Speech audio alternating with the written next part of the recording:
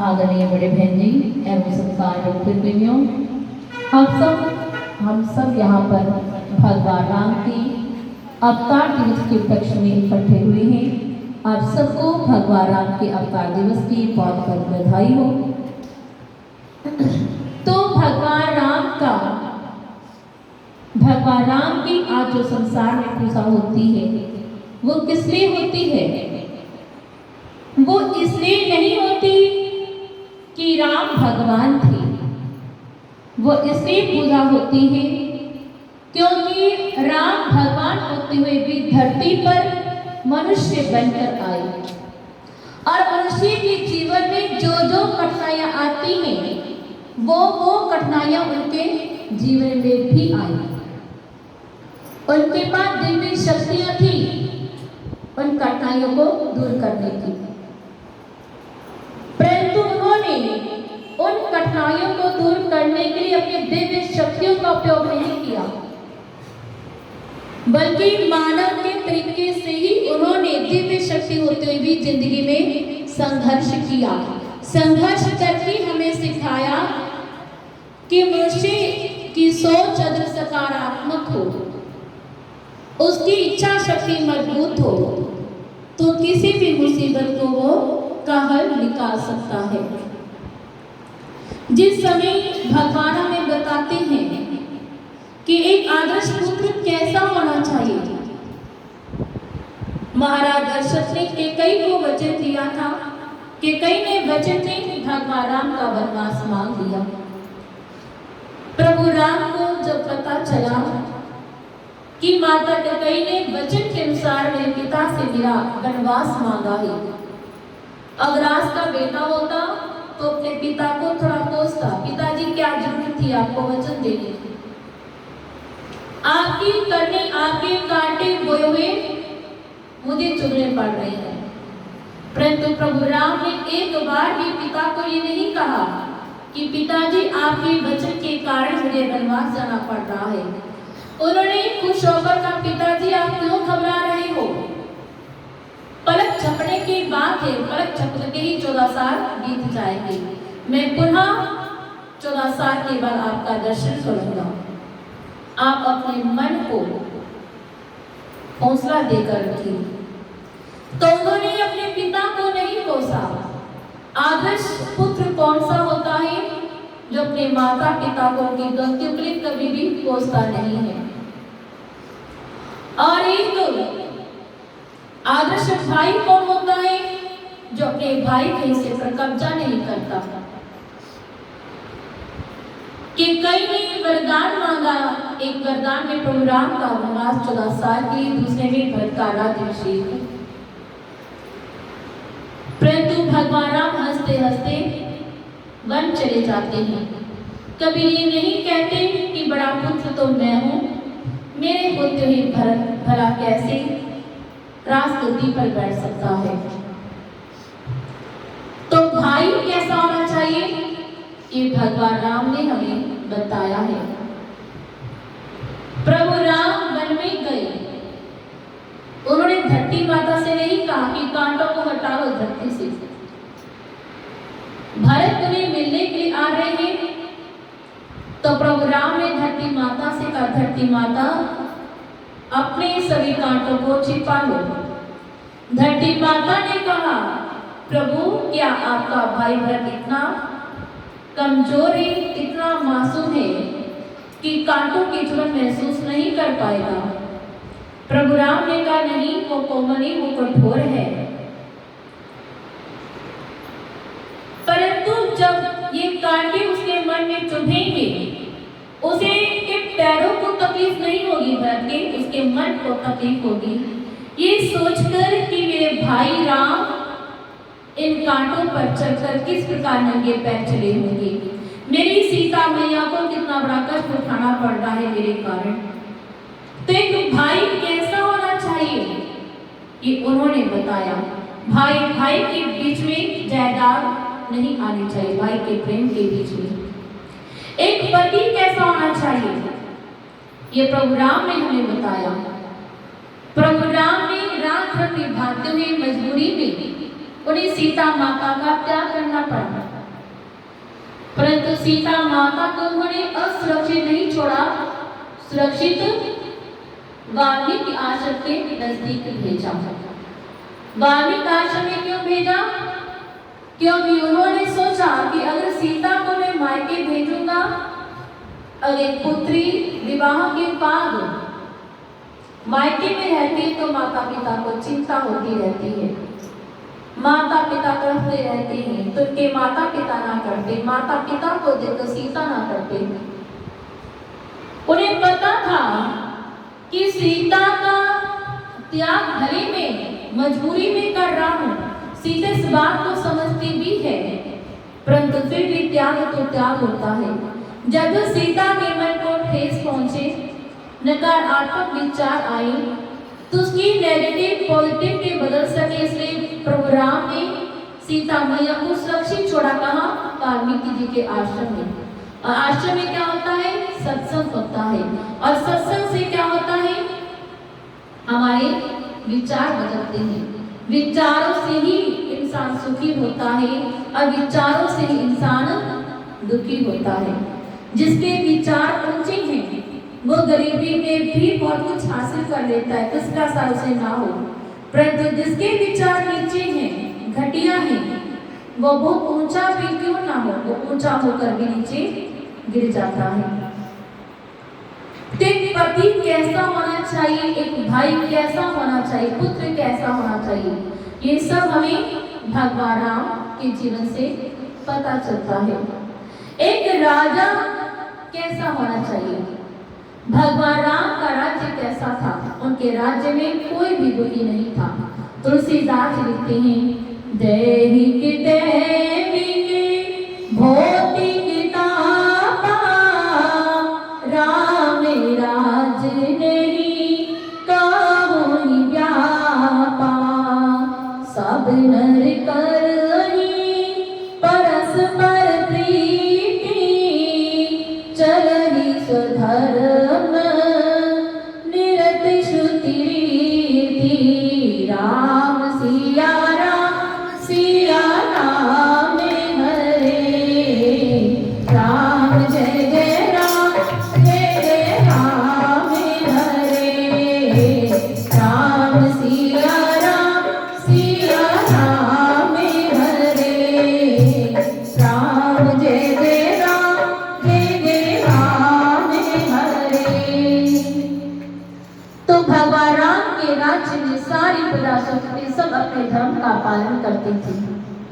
सारी प्रजा धर्म का पालन क्यों करती थी? क्योंकि यथा राजा तथा प्रजा, जैसा राजा होता है, जैसा मुखिया होता है, उसके अनुसार अन्य सदस्य होते, सारी प्रजा होती है।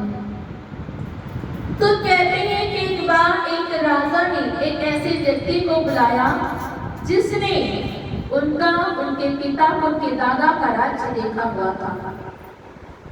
उस राजा ने उस व्यक्ति से पूछा, श्रीमान आपने मेरे दादा का राज्य देखा है, पिता का राज्य भी देखा, मेरा राज्य भी आप देख रहे हैं, तो बताइए हम तीनों में से सबसे बढ़िया राजा कौन सा है, मैं, मेरे पिता या मेरे दादा?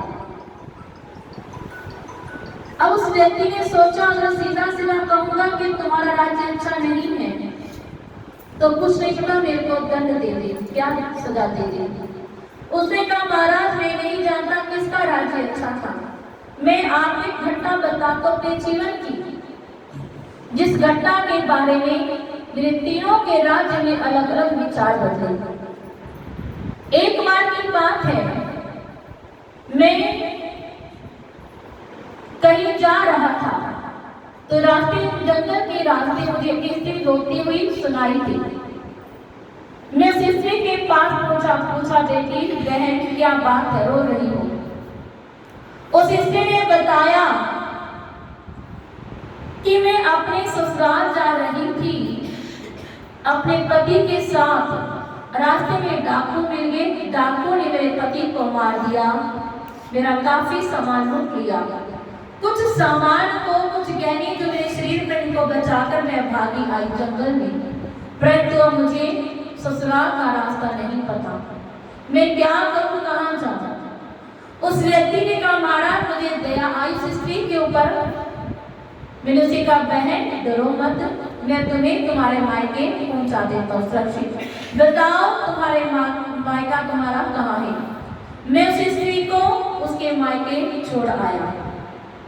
जब छोड़ के आया, वापिस आने लगा तो उसके परिवार वालों ने मुझे कुछ पैसे देने चाहिए इनाम के तौर पर कि महाराज, भाई साहब आपने हमारी बेटी को सुरक्षित हमारे पास पहुंचाया, इसलिए हम आपको खुश होकर कुछ पैसे देना चाहते हैं, इनाम देना चाहते हैं।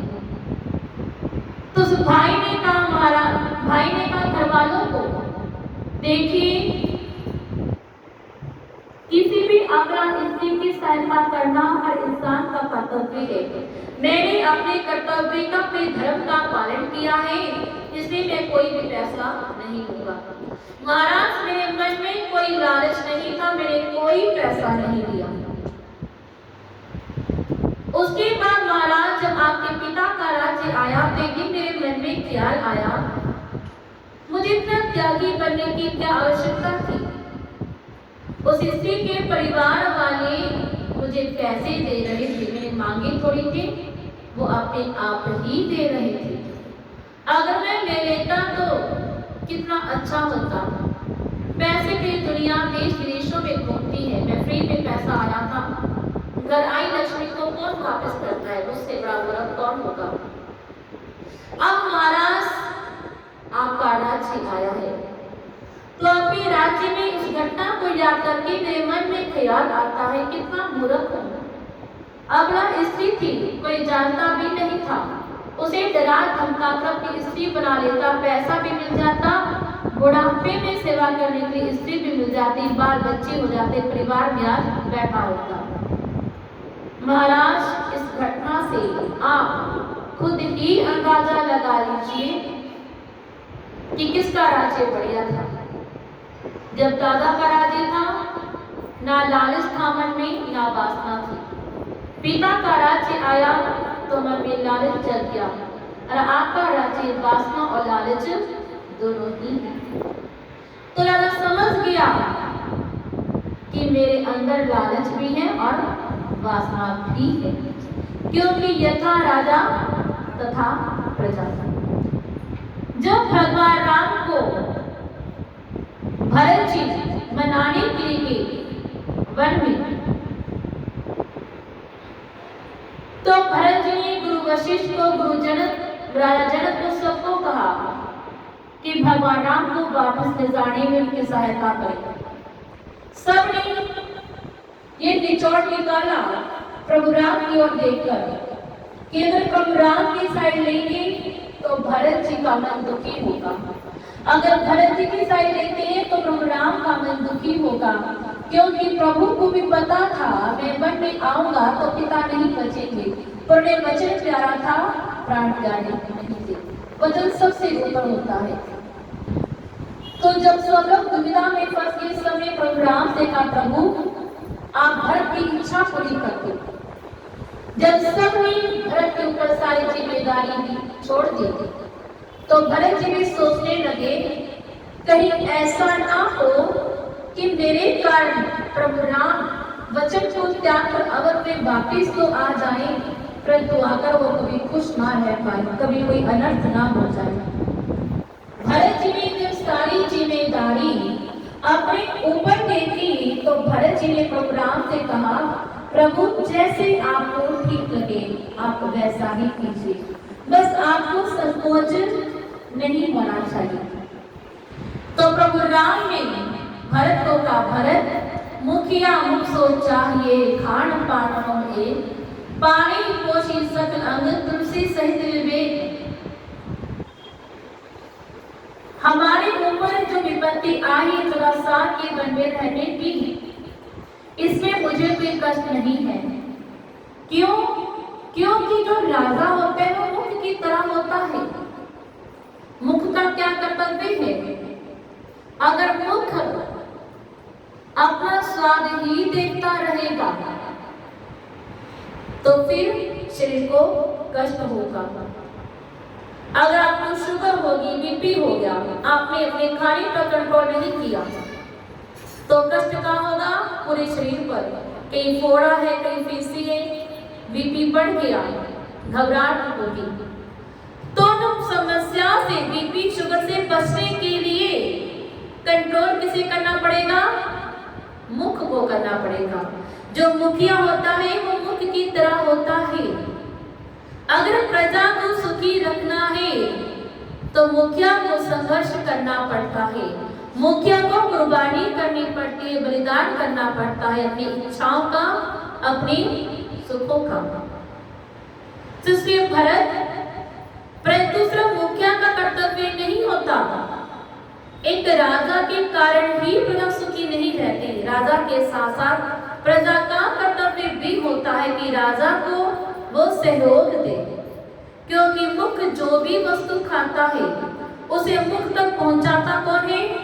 अपने हाथ। और उस वस्तु पर चलकर कौन जाता है वस्तु तक, खाने पीने की वस्तु तक? हमारे पैर। तो राजा और प्रजा दोनों का सहयोग होता है। ज्यादा सहयोग राजा का होता है, परंतु कुछ सहयोग प्रजा का भी होता है। दोनों का सहयोग हो तो तभी राज्य तरक्की कर सकता है। तो राज्य की भलाई करने पे मुझे ये संघर्ष करने दो। तो कहने का भाव कि प्रभु राम प्रभु थे, उनके पास दिव्य शक्तियां थी, सब कुछ होते हुए भी मानव जीवन में उन्हें जो कठिनाइयां आई उन कठिनाइयों को दूर करने के लिए उन्होंने संघर्ष किया, अपनी दिव्य शक्तियों का उपयोग नहीं किया। तो एक राजा का जीवन कितना कठिन होता है, उसे अपनी भावनाओं पर काबू करना ही पड़ता है। प्रभु राम जानते थे कि सीता मैया बेकसूर है, पवित्र है, परंतु फिर भी प्रजा में अनाचार ना फैले, इसलिए उन्होंने क्या किया, सीता मैया को ना चाहते ऊपरी मन से उन्हें उनका त्याग करना पड़ा। तो प्रभु राम के जीवन से हमें यही शिक्षा मिलती है कि एक पुत्र कैसा होना चाहिए, जो माँ बाप की गलती के लिए कभी माता पिता को ना पूछे। एक भाई को एक भाई के साथ प्यार कैसा होना चाहिए, जमीन जायदाद को दो भाइयों के प्रेम के बीच में नहीं आने देना चाहिए। एक पति कैसा होना चाहिए कि वो हर हाल में, पत्नी चाहे बाहर रहे चाहे घर में रहे, उसकी सुरक्षा का पूरा ख्याल रखे। और एक घर का मुखिया, एक देश का मुखिया कैसा होना चाहिए, जो अपनी भावनाओं को काबू में रखे, अपने देश की भलाई के लिए, अपने घर की भलाई के लिए। तो इतना संघर्ष प्रभु राम ने किया जब इनका दिव्य शक्तियां थी। इसी कारण आज ये सारी दुनिया प्रभु राम को पूजती है। प्रभु राम के जैसा अवतार इस संसार में कभी हुआ नहीं और ना ही होगा। राम और कृष्ण दोनों भगवान विष्णु के अवतार हैं। दोनों के पास दिव्य शक्तियां थी, परंतु उन्होंने मानव संघर्ष करके दिखाया हमें कि मानव अगर संघर्ष ना करे, मजबूत रहे, उसके विचार ऊंचे हो, तो बड़ी बड़ी कठिनाइयों को भी एक न एक दिन पार कर ही जाता है। तो प्रभु राम जैसा इस संसार में कोई भी नहीं है। राम जैसा नहीं सारे जग की प्रहरिया में, राम जैसा सारे जग की प्रहरिया में, राम जैसा सारे जग की प्रहरिया में, बताओगी मैं तो मन की मोहरिया में, बताओगी मैं तो मन की मोहरिया में। राम का नाम प्यारा लगे, रसना में दिखाऊंगी मैं, राम का नाम प्यारा लगे, रसना में दिखाऊंगी मैं, दिल को बताऊंगी नैनों की पुतलिया में, दिल को बताऊंगी नैनों की पुतलिया में, राम जैसा नहीं सारे जग की गगरिया में, राम जैसा नहीं सारे जग की गगरिया में। है झूठे सभी रिश्ते और झूठे सभी नाते, है झूठे सभी रिश्ते और झूठे सभी नाते, दूल्हा रंगा चढ़ाऊंगी अपनी शान चढ़िया, दूल्हा रंगा चढ़ाऊंगी अपनी शान